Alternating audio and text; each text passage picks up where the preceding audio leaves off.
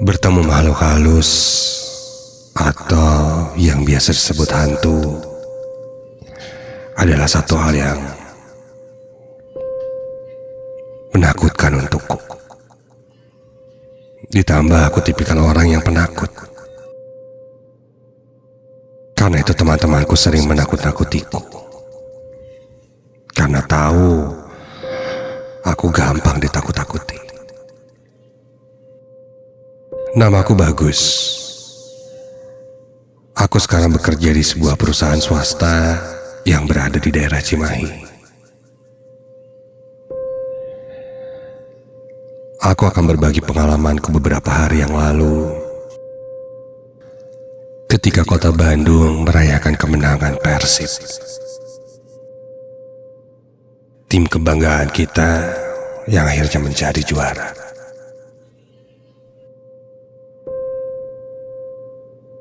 Mempunyai banyak teman, itulah yang selalu aku banggakan.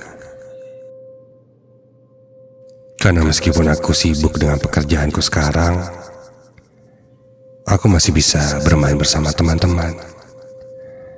Mungkin salah satu yang membuatku banyak memiliki teman karena aku mudah bergaul. Aku bukan bermaksud untuk sombong, namun dari dulu aku selalu menjaga komunikasi dengan teman-temanku agar tidak terputus. Sore itu aku dan teman-teman sekolahku dulu janjian nongkrong di depan warung yang ada di sekitaran daerah kota Bandung. Kami sedang asik bercanda sambil sesekali bicara tentang kehidupan setelah bekerja. Sampai salah satu temanku berinisiatif untuk mengajakku berkeliling, ikut konvoi merayakan kemenangan Persib. Wah, ide bagus.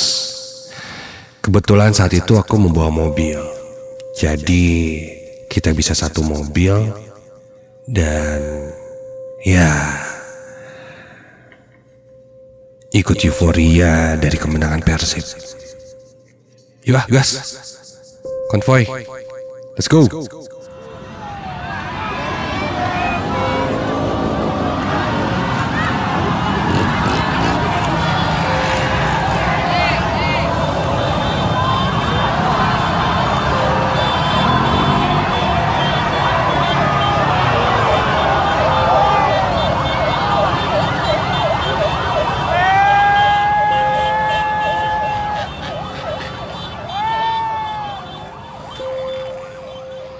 Waktu berlalu,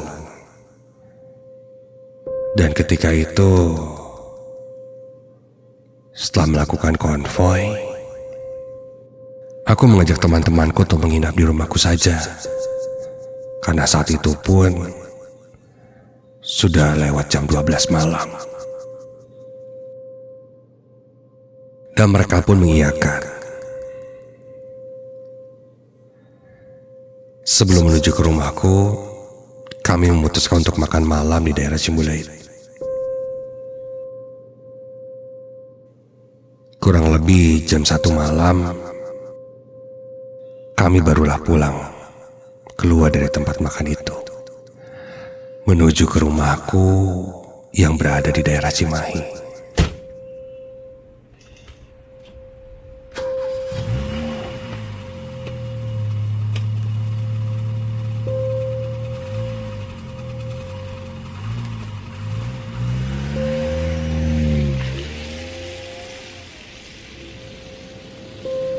Beberapa temanku sudah terlihat kelelahan. Ya wajar. Dari siang kami konvoi, terkena macet, berteriak-teriak.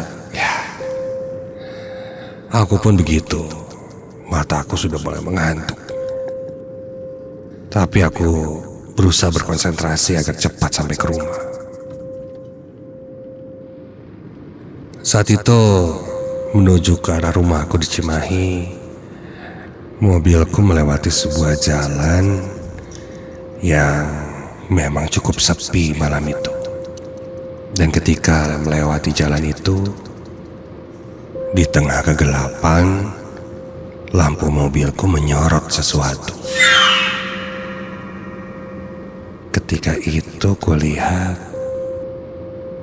ada seseorang yang melambaikan tangan ke arah mobilku. Kulihat saat itu ada seorang lelaki berdiri dengan badan yang basah kuyup. Lelaki yang masih muda itu berdiri sambil terus melambaikan tangannya, seakan-akan meminta kami menepikan mobil ke arahnya. Aku sempat menurunkan kecepatan mobilku dan berniat untuk menolongnya. Namun salah satu temanku berkata jangan berhenti. Takutnya orang jahat dengan modus pencurian. Ya udah sih, tolongin aja dulu. Kita kan ramean. Lagian dia cuma sendirian, kalau ada apa-apa lawan aja. Ya, oke. Begitu kataku meyakinkan teman-temanku.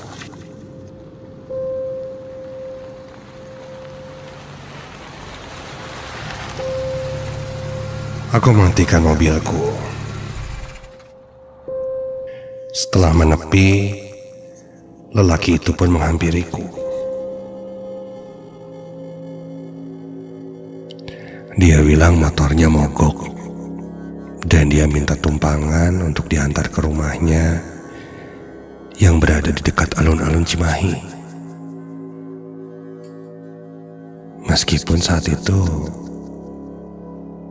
aku tidak melihat ada kendaraannya. Aku sempat bertanya motornya di mana. Dia bilang motornya sudah ditinggal. Sekarang dia cari bantuan untuk pulang. Wajah lelaki itu pucat sekali. Tatapan matanya kosong. Ekspresinya datar, seperti kebingungan. Yaudahlah, niatku hanya ingin menolong. Tanpa pikir panjang, aku meminta temanku untuk pindah ke belakang dan persilahkan laki-laki itu duduk di bangku depan, di sebelah pengemudi, di sebelahku. Dalam hati, aku agak was-was. Namun aku berdoa juga, karena niatku ingin menolong orang.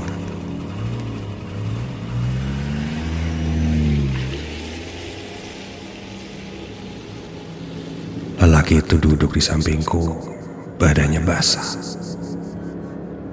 tampak kedinginan, hingga gemetar. Aku sempat ingin bertanya kenapa kok badannya basah kuyup, padahal tidak hujan. Tapi terlalu banyak ingin tahu. Sudahlah, mungkin itu keringatnya kali mendorong motor. Aku coba berpikiran positif. Lelaki itu menatapku. Ketika aku menatapnya balik, dia membuang muka. Aku melihat ke arah spion tengah, tampak wajah teman-temanku memasang muka tegang. Suasana di mobil sangat kaku. Kami hanya terdiam. Kulihat teman-temanku memandangi laki-laki itu bergantian dan tetap waspada. Ada banyak pertanyaan di pikiranku yang kusimpan, tapi aku tidak mau berpikir aneh-aneh. Yang ada di benakku, aku cepat sampai ke dekat alun-alun Cimahi. Lalu dia turun.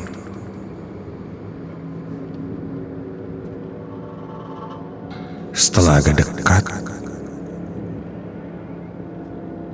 aku bertanya, "Kang, turunnya sebelah mana? Bentar lagi mau sampai daerah alun-alun nih." Namun lelaki itu hanya diam dan dengan tangannya menunjuk ke arah depan. Setelah itu aku menengok ke arah belakang teman-temanku. Mereka nampak menggelengkan kepalanya seperti tidak tahu apa yang dimaksud lelaki itu. Sepertinya mulai ada yang aneh dari laki-laki itu.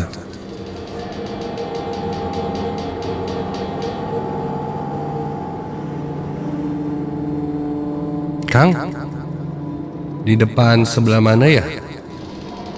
Depan sini, Kang. Aku pun menghentikan mobilku.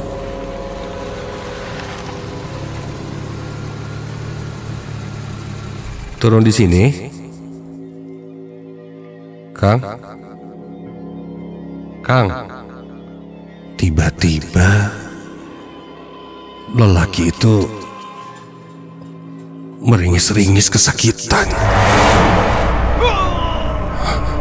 Iya, lelaki yang duduk di sebelahku itu tiba-tiba meringis menggeram kesakitan. Sambil dia memegang leher, memegang perutnya, kepalanya, tubuhnya meronta-ronta. Kang, Kang kenapa Kang? Guys, ini gimana nih? Sambil ketakutan, aku terus bertanya pada laki-laki itu. Teman-temanku pun mulai mencoba menyadarkan laki-laki itu. Kang,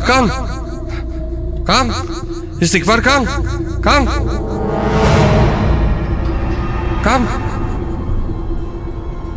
Dan tiba-tiba saja laki-laki itu membuka pintu. Iya, dia membuka pintu dan melompat keluar dari mobil. Refleks aku langsung keluar memeriksanya. Dan ketika aku akan kejar, loh, tidak ada siapa-siapa. Sosoknya menghilang. Hilang.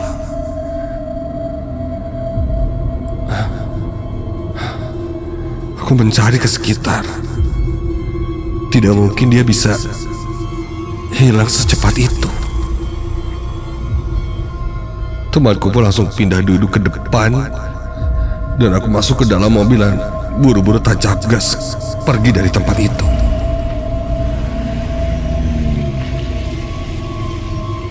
Dalam perjalanan menuju ke rumahku, kami saling bertatapan, seolah-olah sama-sama meyakinkan bahwa yang tadi ikut denganku itu bukan manusia.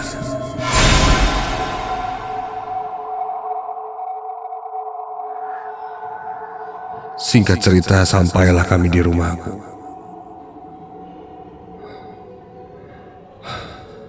Kondisi kami yang sudah kelelahan ditambah kejadian tadi membuatku ingin segera tertidur dan terbangun esok paginya.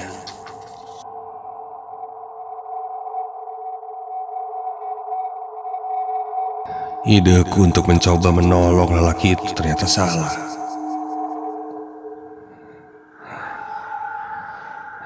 Ternyata yang ikut dengan kami mungkin bukan manusia.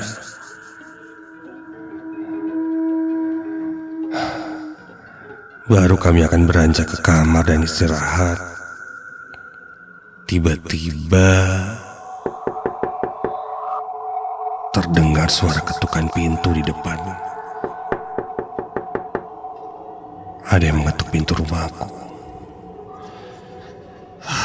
Siapa yang bertamu malam-malam seperti ini?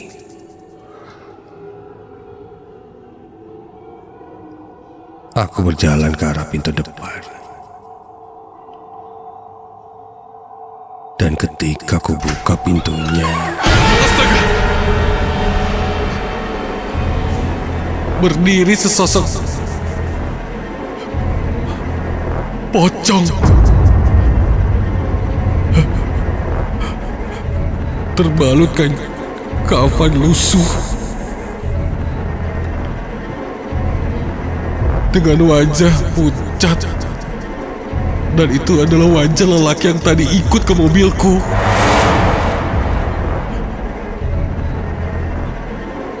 Sosok itu melihat ke arahku membelalakan matanya. Aku hanya bisa diam terpaku dengan badan yang gemetar. Dan seketika pandanganku kabur dan aku tidak sadarkan diri. Dan saat itu aku tidak ingat apa-apa lagi. Pagi hari ketika terbangun, aku berada di sofa ruang tengah. Seingatku, terakhir yang ku ingat hanya di depan pintu. Ternyata orang tuaku yang memindahkanku. Mereka masih berpikir aku kecapean sehingga tertidur di depan pintu.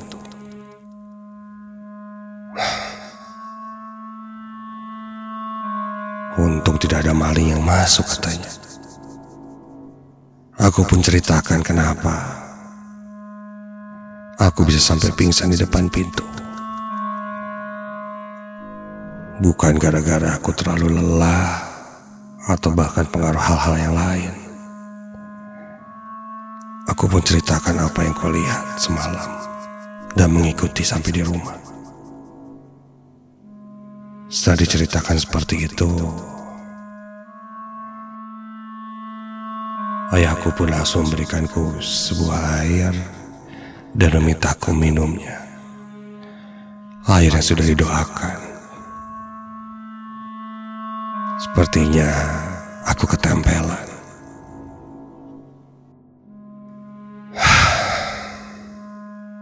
Kadang ada sosok-sosok yang mencoba meminta bantuan, meminta tolong agar bisa ikut dan pindah ke tempat yang baru. Dan salah satunya sosok yang kutemui malam itu.